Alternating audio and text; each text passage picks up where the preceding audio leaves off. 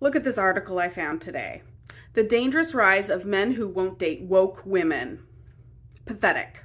I know you probably can't tell, but I'm quite woke and very alert to social injustice. Oh, Woke really? discrimination in dating should not be tolerated. Also, who wouldn't want this? What? I mean, look at these bangs. They're perfect. Come to think of it, I've been single for the past 10 years, ever since I started free bleeding in women's marches. But what kind of man doesn't love that level of competence? I don't even have that many dating requirements. I mean, he has to be a vegan, obviously, and he must have his pronouns in his bio. He must provide proof of vaccination and all his boosters, and he must wear an N95 mask or equivalent during sex, but What? forget about condoms because that's what abortion healthcare is for. He needs to be okay with the fact that I don't shave any body hair, but he has to be perfectly manscaped with the body of Chris Hemsworth. What? He also must be okay with the fact that I wear natural deodorant. It doesn't really work, but at least I don't have aluminum seeping into my skin. And last but not least, he must not like video games or sports. So I don't really know what the problem is. I'm a total catch. Woke women appear to think that they are being oppressed by a white male, patriarchy, or privilege. A woke woman who feels you are oppressing her cannot be your romantic partner. By claiming to be woke, feminists denigrate and marginalize men. Most of these so-called woke women are ignorant of traditional gender roles, highly aggressive, loud, quick to criticize men who hold differing views from them, impolite, and, based on this woman, typically possess unreasonable expectations. Could you picture a woman who takes pride in her terrible body odor and never shaves that area? But she will still count on men to find her attractive on a sexual level. Oh, I was today years old when I found out that men are not supposed to chase after women. Proverbs 31. Don't chase after women and lose your strength. Women like that have destroyed kings.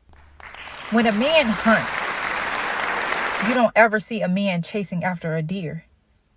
He will let that deer run. He doesn't chase. So another comes. So be it. I'm 53. It has been several years. Where are all the good men?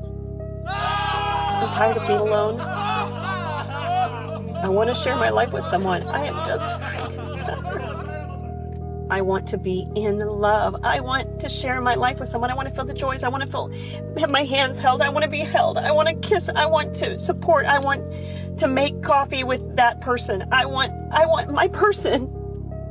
I want my person. Why is it so hard to find your person? I'm tired. Many men have lost interest in dating and relationships as a result of modern women's excessive neediness, unrealistic expectations, possessiveness, and control. Add to this the reality that marriage and even relationships have turned into major liabilities for men. It's true that modern women have become too toxic for men to deal with. Some wrongly argue that feminism has emasculated men, but the truth of the matter is men don't want to act as women's doormats. It appears that men are expected to sacrifice everything for women, while women are expected to do nothing in return, thereby ending the practice of using men as doormats for women. When guys don't want them, these same women who were whining and wondering where all the men were, a few years ago claimed they didn't need men anymore. These women chose Tyrone and Chad over average men, and are really 304s. They only have themselves to blame. Women desire conflict, while men desire peace. I am absolutely convinced that men don't actually want relationships. Like, men want their lives as is. They want to go about their day exactly as it is, do whatever they would normally do, and just want somebody there when it's convenient for them, or, you know, for the things they want to do. Like, convince me I'm wrong. What happened to men pursuing girls? When was the pivotal moment that a man chose to not go after a girl anymore or put in any effort? It seems like guys can just put the bare minimum and not even really put in effort anymore. They don't really care to. Or they're like, why don't girls just go and make the first move and make the effort? When did it become a thing? Now it's like role reversal where they expect girls to be making the first moves, yearning for a guy and chasing him. That is, I feel like, the downfall of why it's so hard to meet someone, because men don't put in effort anymore, don't care to put in effort. And a relationship won't work unless the guy likes the girl just a tiny little bit more. He has to like her just the tiniest bit more for it to work in the long haul. So it would make sense if a guy really wanted to get to know you, that he would go leaps and bounds to get to know you. And when did that shift? For lots of men, the risk is not worth the reward when it comes to dating modern women. Feminism has ruined dating and killed chivalry. Men have lost interest in women because they feel worthless to women who have ridiculous expectations and standards. These women want a man to be 6 feet or taller, earn a 6 figures income or more, be extremely physically fit, etc. Most modern women have incredibly bad attitudes, are loud and entitled, mean, sarcastic, and normally quite boring to be around. Add to this a wildly biased legal system that favors women no matter how badly they behave in a relationship or marriage. Men are more interested in professional sports, being around other men drinking beers, playing video games, or just being by themselves than having to deal with the drama and headache that these women bring constantly. These women bring nothing to the table other than sex, and for most of them their body counts are horrendous. Men do not hit on women anymore since these women consider it harassment or creepy. Men are called misogynistic for trying to be chivalrous. Men are just not interested anymore. Key problem I have with marriage as it is done currently here in the West and in other places, but certainly the clay in which I work, is that there are certain promises the law can enforce, and there are certain promises it can't. So if we acknowledge, if we say the quiet part out loud, that in the majority of heterosexual marriages, the man brings protection and providing, and the woman brings kindness, warmth, and care, right? And sex. That's the economy. That's the economy. I didn't make that up. Don't get fucking mad at me in the comments. I didn't make it up. It was here before me. It's going to be here after me, I promise, right? So that's the game. That's the economy. His roles, his obligations are enforceable by law. So state power can be used to enforce his obligations, not hers. The court cannot order her to be nice to him, or to fuck him, or to stay pretty, or to stay sweet and friendly to him and kind to him, or speak nicely of him, or raise the children in a meaningful way that, creates value to him instead of teaching them to disrespect him, right? But his promises in that, shelter, food, financial obligations, court can force you to do that. And if you don't do it, they can put you in jail, or they can take away your driver's license, your professional licenses. So what is that? When you have a contract where only one side is enforceable by law, under penalty of law, like that is a dangerous game to play if you're a man, period. A big round of applause for this man who speaks facts that men need to hear. A woman becomes a liability once a relationship forms. Women entitle themselves to a lot of demands the moment an intimate relationship starts. Modern marriage is a living death for men. The family court system punishes men severely yet rewards women for a marriage breakdown. Women are, by nature, deceitful, materialistic, selfish, and unpredictable. They are also unreasonable and manipulative. A woman's love is predatory, normally fake, life-sucking, and subject to what she can benefit from the man. Having a wife is like having a bottomless pit that a man finds himself falling into. No matter how much attention or money a man gives a woman, it will never be enough. Signing a modern marriage contract by men is insanity, knowing very well what the men are getting into.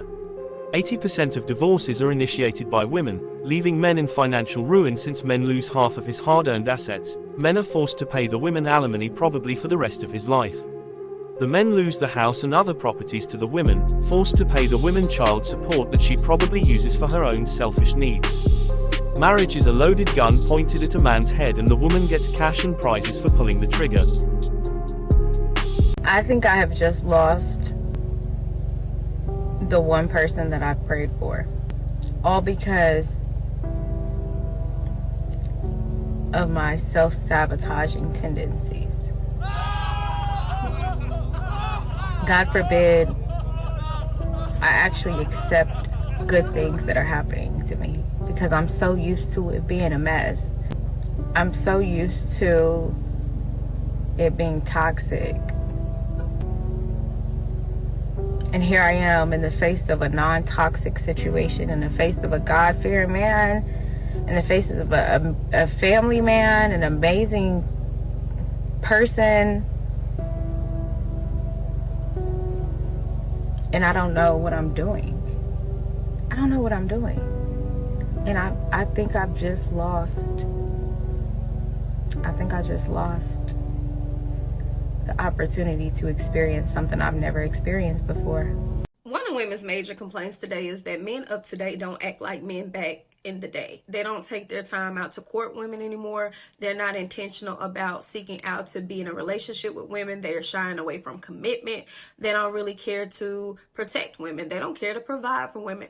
They don't care to tolerate women at all unless it's just sexual. And nobody can seem to figure it out. Well, I got the answer. Women have decided we no longer need to impress men, and the ones who do want to go out of their way for a man that they may be interested in or actually with, they are shamed and made to feel like that they are doing something wrong for seeing a man past the tangibles. Everything that men have asked for, women have shunned them and said that we're not doing those things for you. We're doing them to appease ourselves. Everything is in the antithesis of men, so much to the point where women have decided that they no longer have a need for man past his provisional aspects, such as him having money or such as him just having great sex. And somewhere along the lines, we've lied to ourselves and said men only objectify us and want sex for us. So in return, you want to play the man's game and try to do it back. But then when they start telling you that they want things like a woman who can think, or a woman who's actually going to be a partner, or a woman who can provide them a form of companionship, or a woman who brings them peace, or a woman who can read the room, a woman who can listen, a woman who knows how to cook, clean, nurture, and care for a house, a woman who's tentative. All of those things seem to be off your radar. We've taken cooking and cleaning and equated it to slavery, which I have no idea why we would be so disrespectful to our ancestors, because slavery was not just simply house chores. We've taken something so simple as, hey, maybe you're overreacting to, oh, he's gaslighting us, calling them narcissists, and disregarding all of their boundaries, even so much as the clothing. There is nothing there left to the imagination, because everything that he may aspire to get, so can every other man. See, it's so easy to see a woman post her ass and her titties on the timeline, or even walk outside with everything on but the armor of the Lord. And when he asks for a picture, all of a sudden you tense up like he just wants to objectify you, when actually you're just confused and you're not consistent with the message that you're sending. Women have found a way to say we don't need to impress men, men need to impress us. But when they tell you what they want, you call them bad bitches. You say that they want to be the new women. When they express their disdain or certain hatred, you call them sassy. Nothing is ever just introspectively saying, hey, maybe I don't act like my mama, maybe I don't act like my grandmama, maybe I don't act like my aunties, because you thought those women were weak in order to keep a man. You thought that they were a pick-me. But maybe it would be wise to take a page out of their book, because they had a far better success rate with getting men to do exactly what they needed them to do, simply honoring their word. We've lost the plot. Women no longer understand the power of the P, if you know what I mean. Some would say that men found their worth. That's why they have stopped doing things for women, because it's so easy to get out of you nowadays. So maybe when women start to be a little bit more impressive towards men again, and they start doing all the things that men desire in order to get a woman, we could have them like put it in our hands. Start being impressive. You wouldn't complain about what a man don't do for you.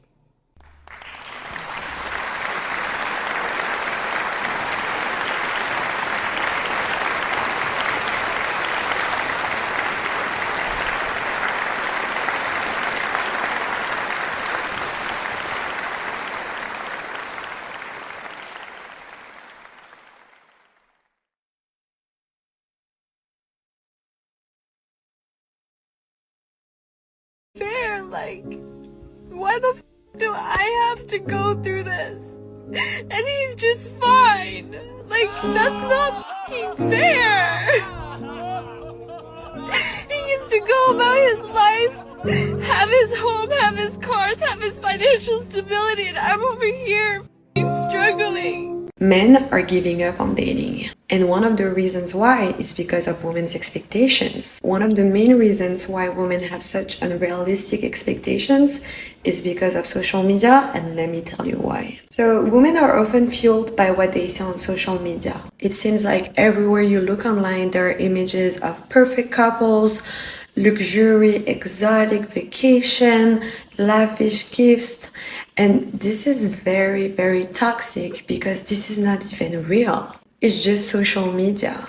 And these things create an unrealistic standard for women because they expect that from a partner. And men feel like they need to be wealthy or constantly shower women with gifts to be able to measure up. And it's a lot of pressure. It can leave men thinking that they'll never be able to meet these expectations. And as a result, men are just giving up on dating because they feel like they can compete against those fantasy relationships that we see online. And I think it's very, very dangerous. Single girlies in their late 20s, early 30s.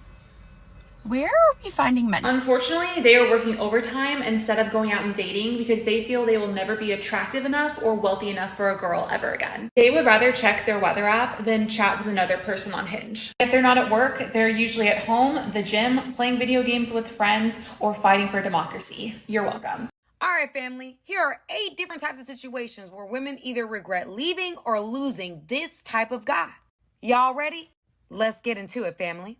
Number 1, a man they started to take for granted. They started focusing more on what he wasn't doing versus what he was. Number 2, a man who was willing to put in the work to fix the relationship. He was willing to compromise. Number 3, a man who had made some mistakes, wasn't perfect, and they thought they could find perfection elsewhere. The joke's on you. Number 4, a man who was more of an asset than a liability. The positive definitely outweighed the negatives. Number 5, a man with integrity and character. You can't buy that. Number 6, a man who was stable, protects and provides, but wasn't exciting. Number 7, a man they didn't know how to forgive in the moment. Number 8, a man that truly held them accountable for their actions. When a man knows his worth, and he's a quality man, and you've hurt him in a certain way, ladies, it's hard to come back from that. And this type of guy is rare. So hold on to him, cherish him, because once he's gone for good.